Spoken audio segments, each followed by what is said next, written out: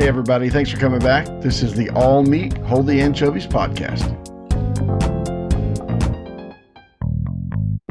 So I saw the craziest thing this morning, David. What did you see this morning? Good to see you. So I went to the doctor for a post-operative visit because, and by the way, I wanted to go take an oxycodone, but I didn't want to fall asleep while we were recording. So I'm in pain right now, and as soon as we get off the phone, Dwaine is going to go take some oxycodone. No. All right. Anyway. Excellent.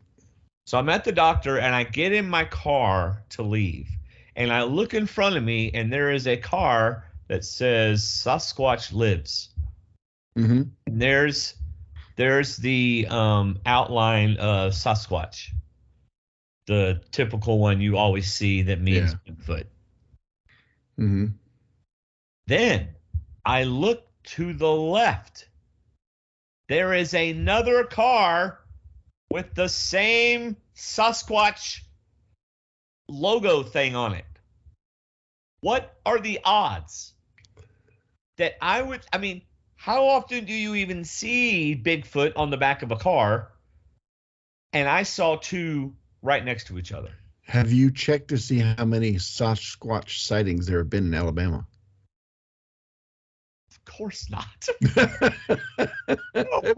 It might explain the club that you came upon. I literally, what's funny is one guy was in his car. So I was about to get out, and the other guy walks up to get in his car.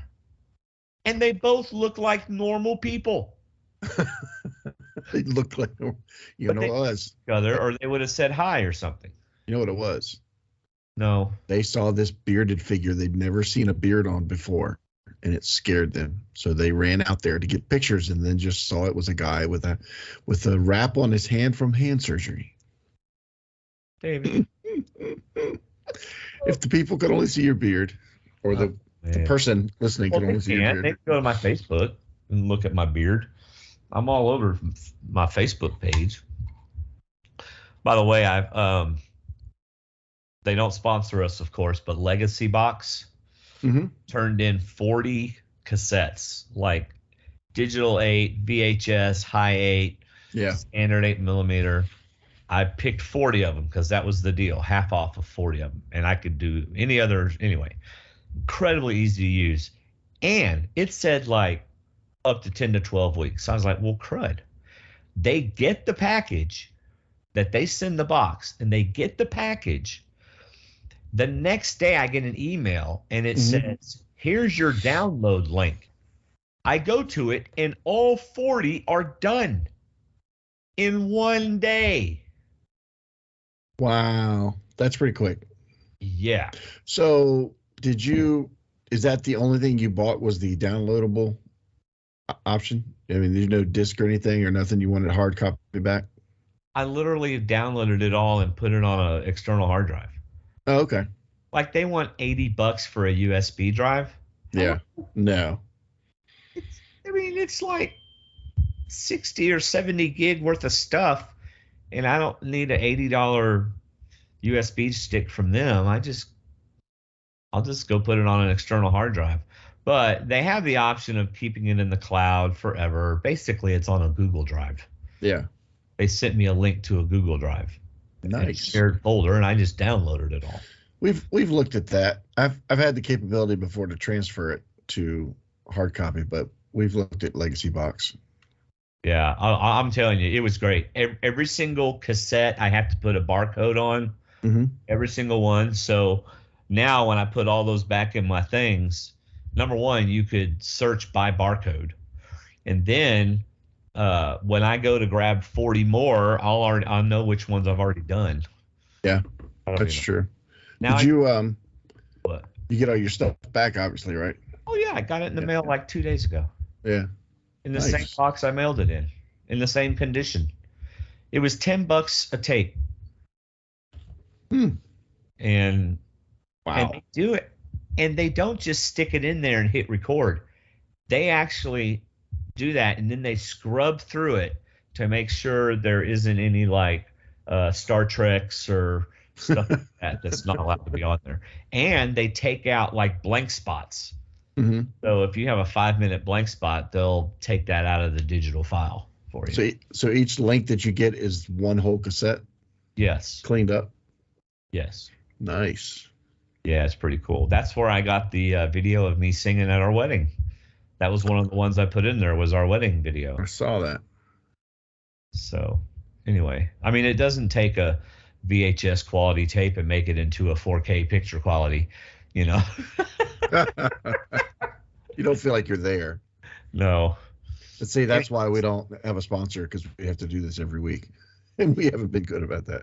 Well, it was really cool. I just wish I had another $1,500 to throw at it, you know, but I don't. Well, that would be for 60, and that would be for 120 more.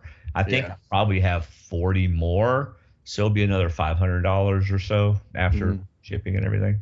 You get a month free of being able to download it off their Google Drive.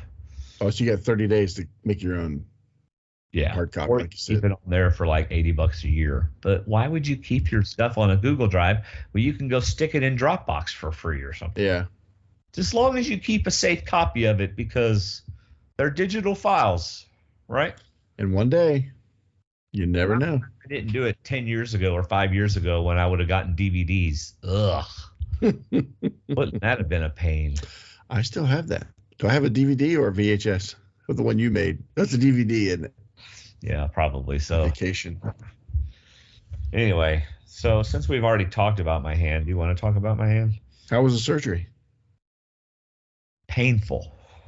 Oh. But I saw a X-ray of what they did. It's really cool.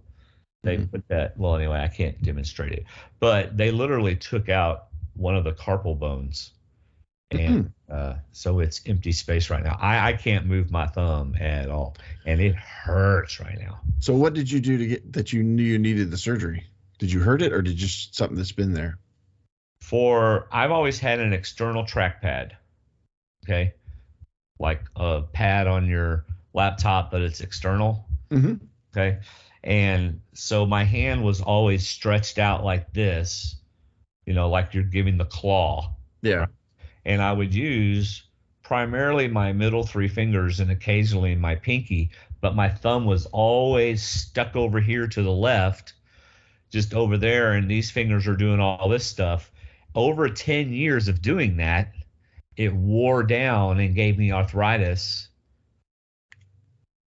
Yeah, it wore it down, and because my thumb never moved, but these did. So where's the injury? I know we're not doing video, but where's the hurt part? Up here. Do it in front of the camera so I can see my wrist. See, because I didn't realize is like your thumb goes all the way down here. Uh-huh.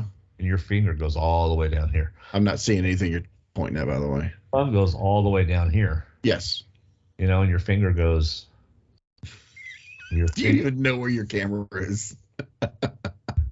Your finger goes all the way down here. Yeah. So it was down here. Anyway, that's what caused it. And for about 2.5 years, I was just getting shots. Shots, because there was still some cartilage there. But within about the last 1.5 years, it got bone spurs. Then the last 1.5 months before I got surgery, I could feel the bone on bone. Ugh. Oh, I mean, like you can hear it. I've never had that, but I've heard it. Oh, man, some people have it on their knees. Can you imagine having bone on your knees when you're walking on it all the time? No. My last night when I sat up in the den, I got up from my chair and it sounded like I stepped on bubble wrap. And Terry goes, "Were those your knees?" I said, "Yeah." Oh my goodness, David. Crackle.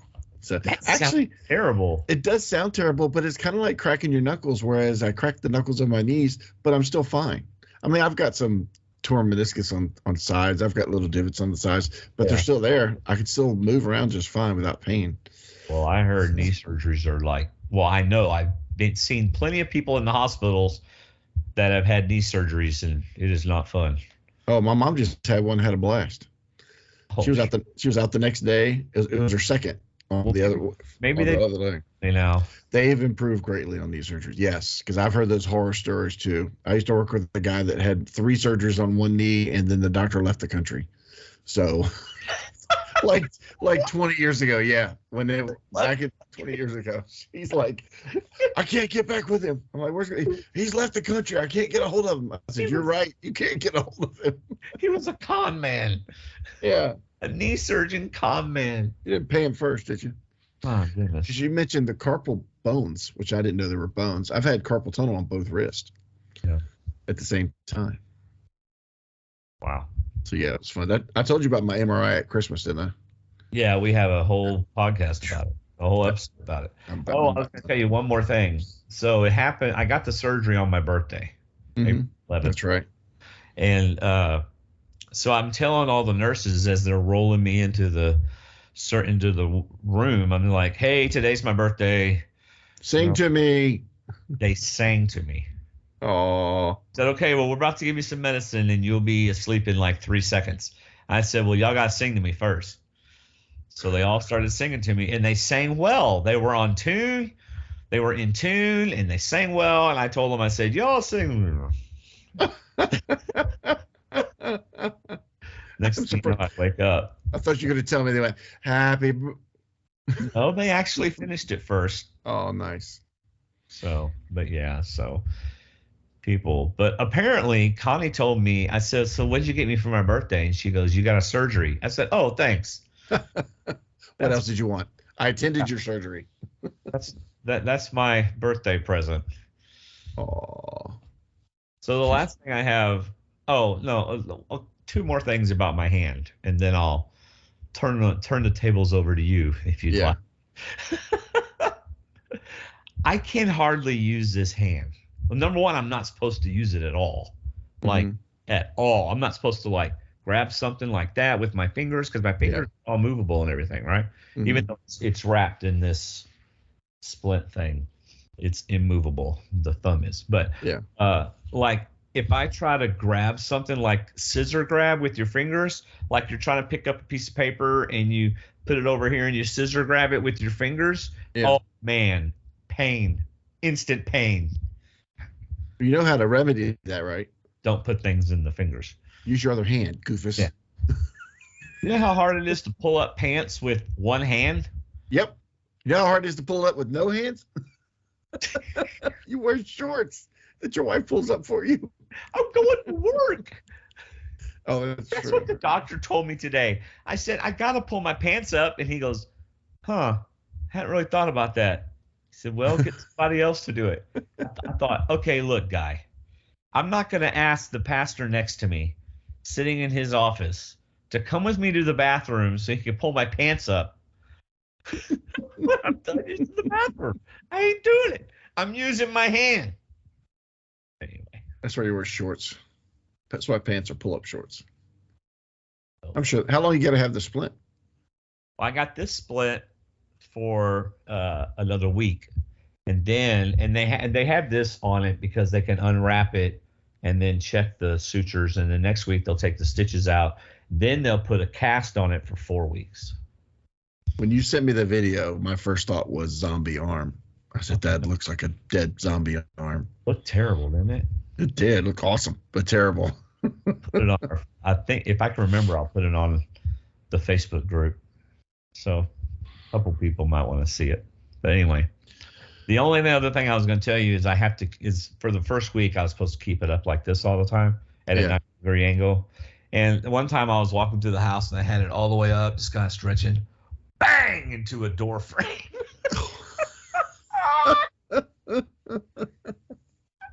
Oh my goodness, it hurt. Guess what, Connie? It hurts if I bang it into a door frame. Yeah, Connie, I found something else I'm not supposed to do. Anyway, that's enough of me. What you got going on? So basically just work. One work that I go to every day, and then the other work I go to, which I'm enjoying thoroughly, having so much fun leading worship, and a lot of that comes from you, from talking to you about it and stuff. But I was talking to a younger guy who leads another service, which I would love to do a episode where we talk about leading worship, even if we get some friends we have or something online. I don't know if anybody would want to hear that, but just sharing stories or sharing experiences and stuff. I think that'd be kind of neat. Podcast. Yeah. I know enough pastors we could have guests on and stuff. Yeah.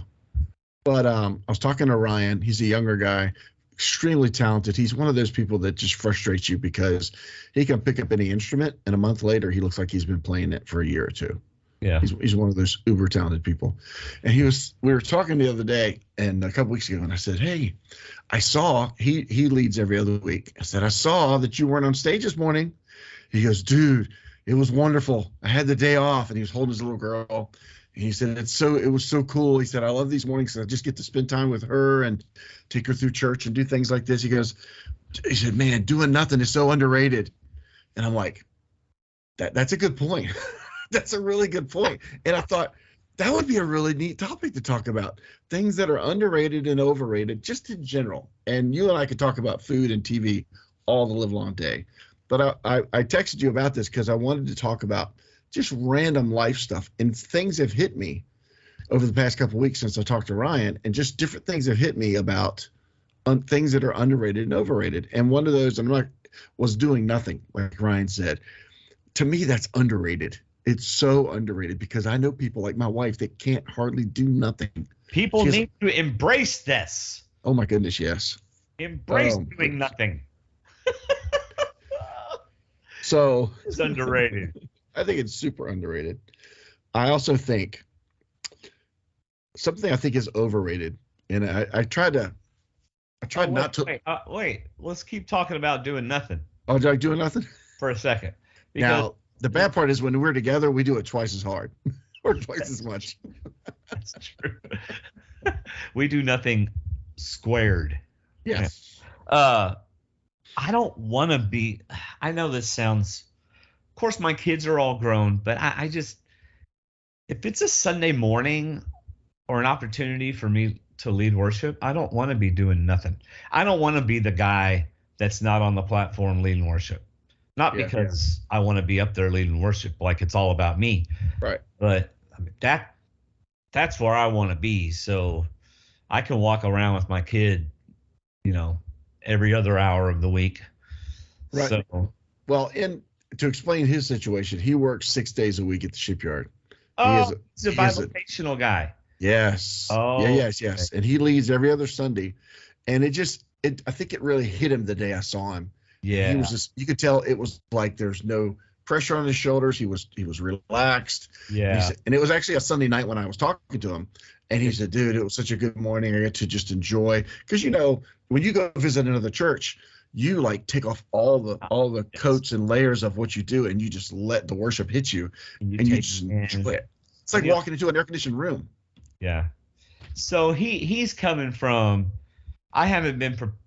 I mean, for me, my whole life is getting ready for Sunday morning. So and then so he's working 6 days at a shipyard. Okay, totally different situation. Yeah. I can absolutely see what he means. Sometimes you've got to have a break. Yeah. It's almost like you walking through a Best Buy, a brand new Best Buy with $1 million check in your pocket and nothing that you need. But it's like you can just look at everything. Yeah. And you don't have to buy anything, but you can just enjoy the store for what it is. Instead of saying, I got to find this one thumb drive, I got to find this one adapters. You just walk in and enjoy it. David. Now, when's the last time you've been in a Best Buy? It's been a long time. Well, I bought my TV and my 2 sound bars from a Best Buy. But if I had $1 million and I went to Best Buy, I'd be getting the best quality TV they had and the best quality sound bar they had. Yes. But that would only, $15,000, $20,000 by the time all that's done. Now, this is probably not a good analogy of walking through church without any responsibility on a Sunday morning. God's going, that's not what it's supposed to be about. Bottomless check. Anyway, okay. So what else have you got? Because you thinking about it. I got a couple of them, but yeah, I like the doing nothing thing. And it's not a lazy thing. It's a thing of just taking a break. Right. But something I was trying to think on the flip side that's overrated. And I'm online at work. I do things, and every now and then I'll get on my iPad, just look at the news and look at other stuff. I think meeting celebrities is overrated. I think you're going to face a much greater chance of getting disappointed. I have been disappointed greatly by celebrities, not in that they didn't meet me or want to talk to me, just in the fact of who they really were. And I went to a video convention for a week, met nothing but celebrities every day.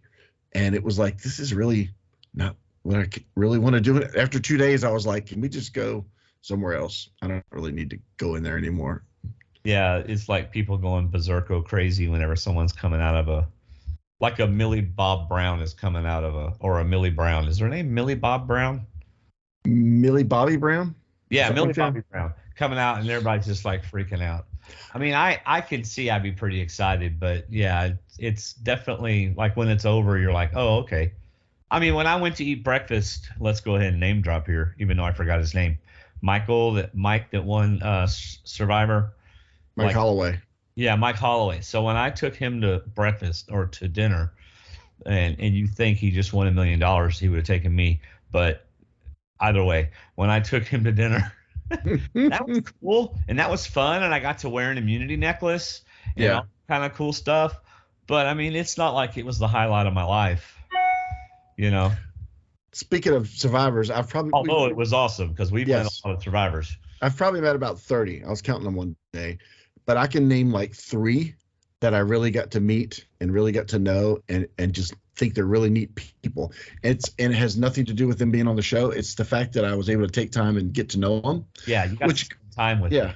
Yeah, which could change with certain celebrities, but one of the nicest people I've ever met, and I will name drop, was Milton Berle. And on that same trip to Las Vegas, it was a Video Software Dealer Association thing. He was walking through some concourse area, and we weren't supposed to be in there. It was my boss and his wife and Terry and I. And my boss was older than me. He's like, oh, Uncle Milty. So he stopped and shook our hand and talked to us for a few minutes. Didn't have to. We were in the wrong place. But he talked to us. Very, very old. He had a handler with him, but he just stopped and shook hands and then moved on. Right. But I respected that, but I can't. I get asked a lot about going to concerts, even religious concerts, Christian concerts, and it's kind of like, that's a lot of people, you know. It's I can listen to that music most anytime. I understand live is better, but I don't know. I'm just not one for paying a lot of money to go see somebody sing. I guess not necessarily Christian concert, any concert. Terry's like, who would you want to? Or Davis and I get in these conversations where he'll say, who would you want to go back? Because I love introducing him to old music. And he's like, who would you pay money to go back and see in concert? And I'm like, it's hard because there's not many people I'd want to. I just don't hold people that high regard anymore. You and I are completely opposite on this. Who would you go see? I go see a lot of people. And what's crazy about this is I use this as an illustration of why singing in community at church, like singing with a group of people, is so much more effective in reaching you emotionally, mentally, spiritually, everything, because you're in community, right? There's a whole different level of experiencing the music. So heck, man, if I went to a Def Leppard concert, that'd be a whole lot cooler than listening to it in my car, because I'd be standing around everybody else singing the same lyrics. Or if I went to Garth Brooks concert or something like that, I mean, that's a whole nother energy right there. That's not, I get to meet a celebrity. I get to sing all these songs that I love with thousands of other people going as crazy as I am, singing these awesome songs. I think you're missing out. I guess I'm becoming that old man because I'm thinking about the drive, the parking, the walk. Hey, now I agree. I wish I could just be airdropped into someone put me down through the roofs, you know.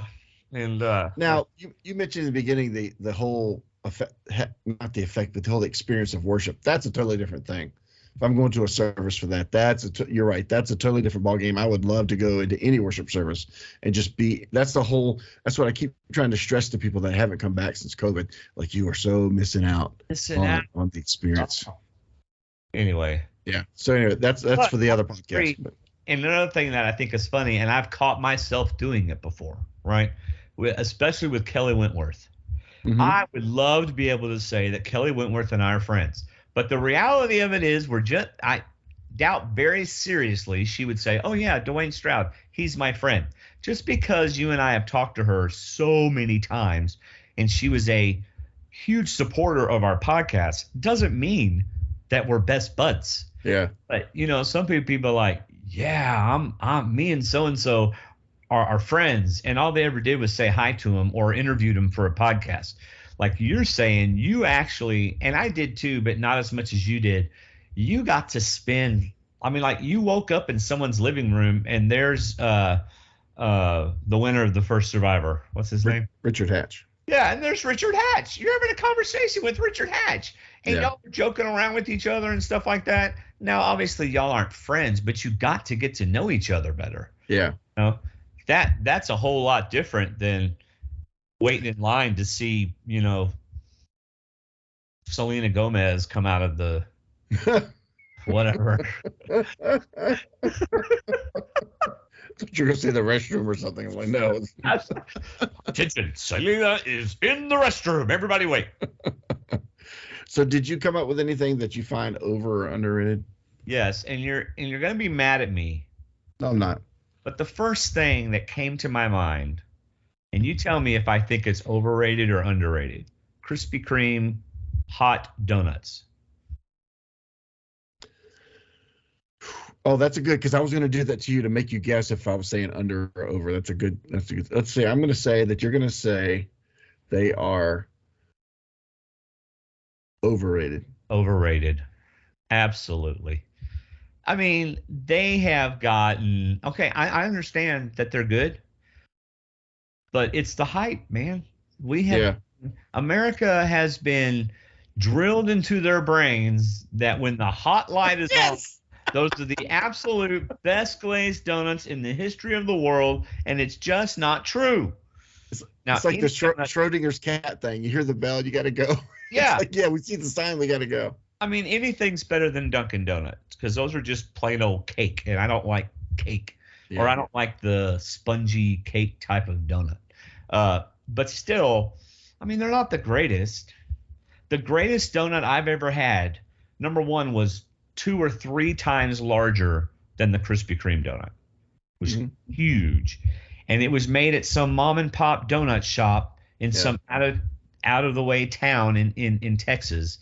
And it was, oh my goodness. Everything's bigger in Texas. Yeah. It was at a Sunday school class of all things. Wasn't there a donut shop outside of your home in, it's your first place in Alabama. Wasn't there a donut place up the street from you? Like but it's a K-May. Okay. It's not so it's locally owned and it's like this couple, but they call themselves K-May, so it's probably the K-May brand. Oh, okay. But you have to admit, Krispy Kreme's Krispy Kreme's marketing of that sign was genius. Oh yeah. That was, you ride, even if you aren't able to eat sugar, you ride by and say, "Oh, the sign's not on." I know. Oh, the sign's not on. When's the sign going to be on? Now, to be fair, you stick it in your mouth and it's gone. Yes, like cotton candy. It just kind of melts and it's hot and it's awesome, but it's still overrated.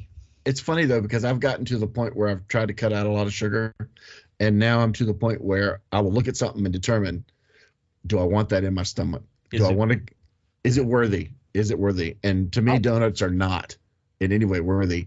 But worth it. Well, worth it, same thing. Is it worthy of being in my stomach? Is it worthy of your gut? Of my acid reflux? Only certain things get the privilege of being in this gut. But even sugar now, after 2 bites of something like that, just doesn't have the same taste for me anymore. Really? Yeah, and I don't miss it. I have to say I don't miss. I get sugar other ways, but like if we go to we went to the Red Truck fudge factory in one of our big outlets, and we never been there. We went there for dinner at another place, but we were wasting time. We went in there. That's some of the best fudge I've ever had. That is something I would enjoy, but we got small blocks and we ate it over about 6 months. So it's not like we eat it all at once. I'll tell you, sugar I like is Whataburger chocolate shake sugar. Ooh. Sugar in a Whataburger chocolate shake is well worth it. Oh. Basically, they use their vanilla shake and they squeeze Hershey syrup in it. Uh-huh. They don't call it Hershey syrup. It's Whataburger syrup, but it is Hershey syrup. Oh, nice. Yeah. Yep. But like candy bars and stuff, I think I ate so many of them that it's just kind of like, meh, you know. See and then I'm just kind of, eh. Exactly. That's maybe it's our age or something. But when we first got married, we were free to buy and eat whatever we wanted, and that was the worst thing I could have done. But it's got me to the point where I just walk past that stuff now. Little Debbie, I don't know her. She doesn't recognize my face anymore. Well, I lost like 50 pounds, and then I've gained 40 of it back, right? Mm-hmm. And a lot of that was because it's stupid, but some of it was for medical reasons, but also some of it was just I would go to the store and get a package of peanut butter M&Ms, right? Yeah. And a Diet Coke, and because I like the flavor of Diet Coke, and that adds up. So you think, oh, in this month of April, I only gained 3 pounds. Big deal. I went from 203 to 206. Big deal. Well, a month of gaining 3 pounds a month. Yeah. Is 36 pounds. In a year? Yeah. In a year. And so you go back and look at a video of me in April of 22, I'm like probably 210 pounds, and I'm 244 today. Yeah. You know, I mean, it's so frustrating, David, because it was literally just, if I would have just not eaten peanut M&Ms every single day, number one, that was what, $2 a day. That's like $40 a month. You know, if you're eating them only on weekdays. Anyway, so it's overrated. I made a change. What'd you say is overrated? Dieting. Yes, it is. I made a change for my health, but also to save some money. I bought a Brita pitcher it's got the filter in it, and you pour tap water in it, cleans it out, and does it. Boy, does it work too! But you got to let it go 3 or 4 times through before you even taste it. Really? Yeah, it says to rinse it through like 3 times, fill it up, and then dump it. Yeah.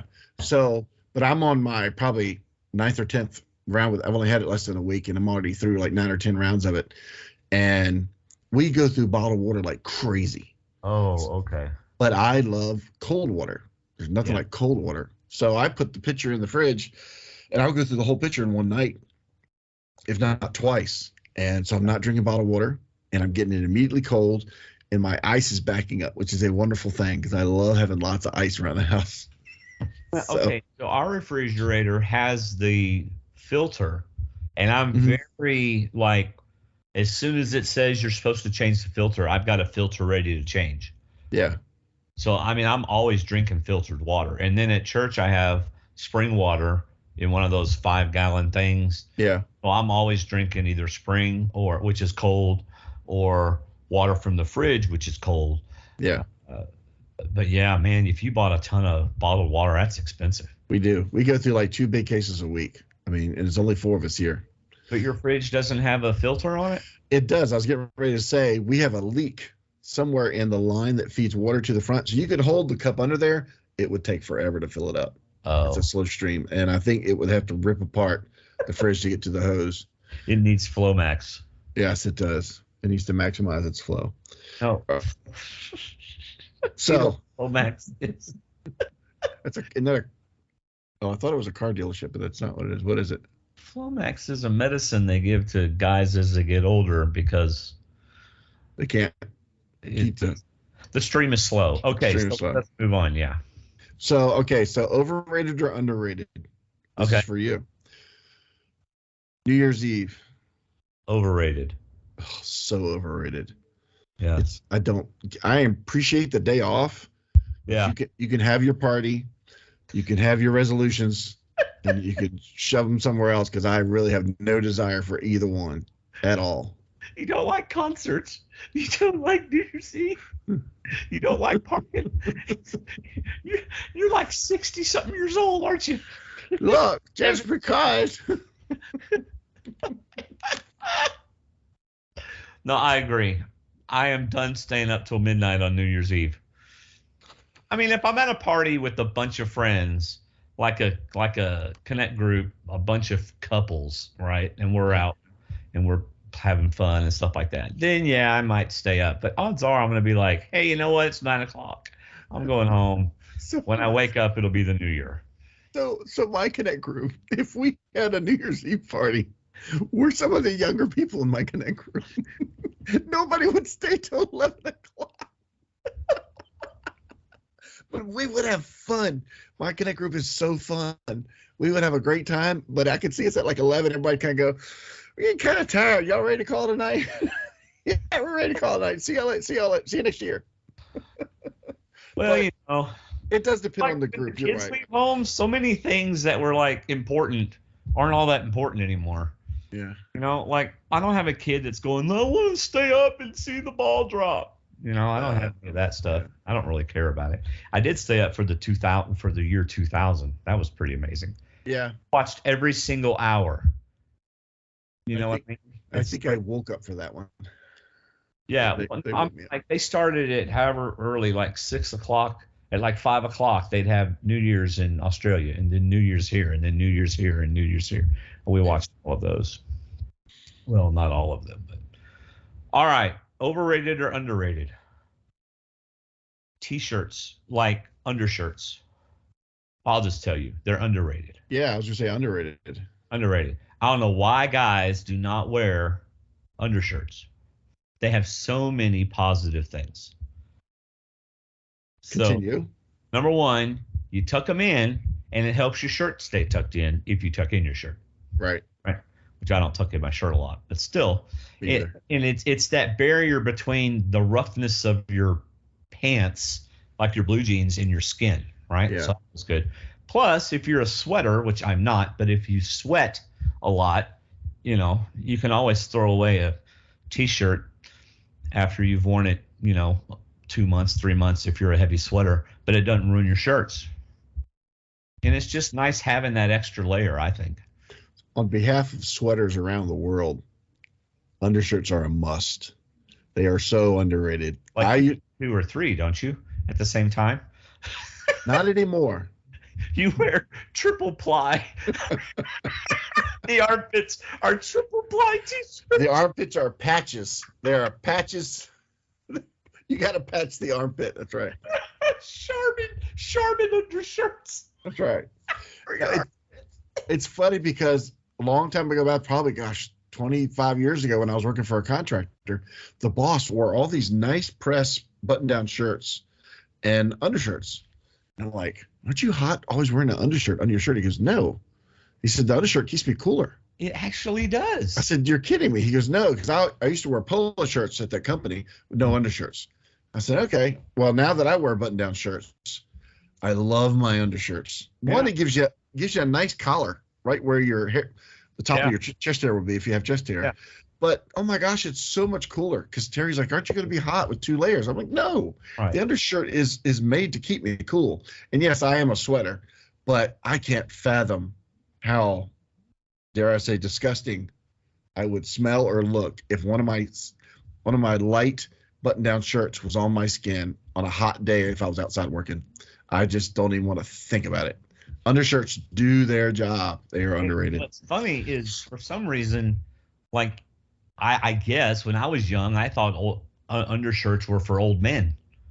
Yeah, me too. I've been wearing an undershirt since I was like 27 because I went to a really nice store to buy some shirts, and the man there, he said, you need to wear undershirts. And I thought, okay, well, I'm going to wear undershirts. And I did, and I'm glad I did. Underrated, man. Underrated. The only time I haven't worn an undershirt going out, if I was dressed up, was when I had to wear a nice shirt with a tie and a jacket. And then if it was hot, if it was really hot, I probably wouldn't wear it then. I'll just deal with it. But that's not very often. Do you like your undershirt to be loose fitting or tight fitting? Actually, kind of tight fitting. Really? I'm kind of loose fitting. Not too loose, but loose. Mine are loose, though. I have some that look like nice T-shirts. I just wear them around the house. Yeah. Like at the end of the day. But I like them kind of snug because I don't know. It's kind of like hugging, but it still keeps me cool. It doesn't get me as hot. I refuse to wear an undershirt around the house because that does make me think of like my papa when I was a kid, and my papa would walk around the house in his undershirt. So no, I will not wear my undershirt walking around the house. I go and I put on another t-shirt or something. Well, if I don't have it, it's in the least bit hoodie weather, I'm wearing a hoodie. Yes. So I don't wear an undershirt often. I'm not wearing one now. But all right, so do I have time for one more? We can keep going. It's only been, it's about 40 minutes, but that's all right. I got a couple more. Okay. You go ahead and do the next one. What? Really? Oh. Okay. These, I'm not even going to say that one because a couple things we've said make us sound old. So I'm not going to do any more because they make me sound old. I'm like my dad now.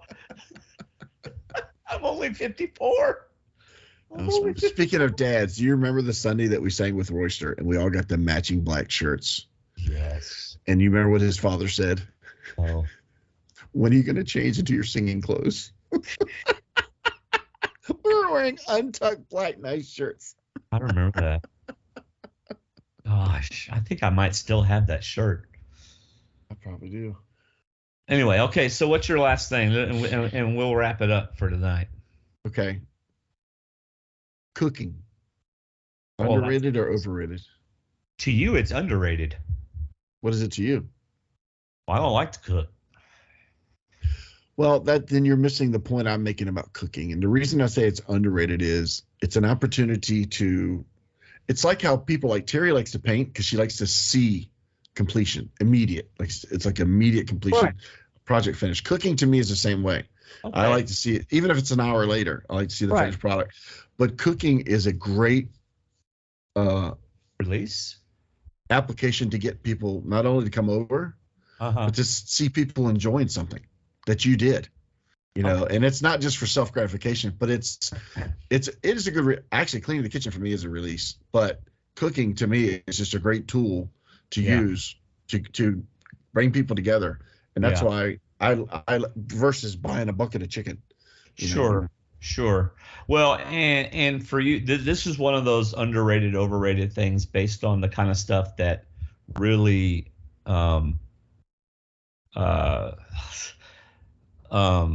helps you mentally, emotionally, physically. It's a release for you. It gives you pleasure.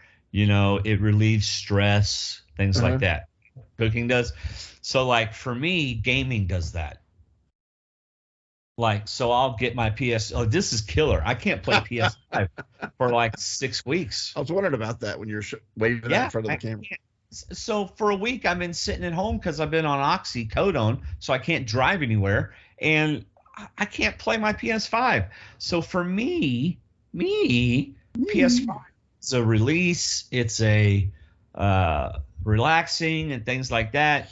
And it's not the same as cooking, though, because I don't get to have people over and eat a bunch of stuff that I made, and get to serve them because you get to serve them and stuff like that. So that's kind of cool. I mean, I've even got a text group of 3 other guys, and the text group is called Food Bros. And we're planning food trips to go places and eat at places that we wouldn't normally eat at because it's a couple hours away. So it's a great fellowship tool. And I love that. That's what I love about cooking. That even when I cater, I get to do it with 3 or 4 other guys, and all we do is hang out. Our wives are like, y'all aren't catered for anybody. Y'all are just hanging out. Like, yeah, we are. But we get to hang out and do whatever as we cook. So yeah, I think the idea of cooking is underrated. Go ahead. Your cooking is a whole lot more productive than my gaming. So but gaming makes you sound young. There you go. That's what it is. Yeah. Man. Okay. Well, man, it's been fun. I enjoyed talking. Always. Oh, I itch right there in my cast. The worst. I know. All right, man. Well, it's been fun, and I got some stuff to talk with you about later on, so I'll call you sometime this week. Okay. About it. So, all right, man. I'll see you later. Later.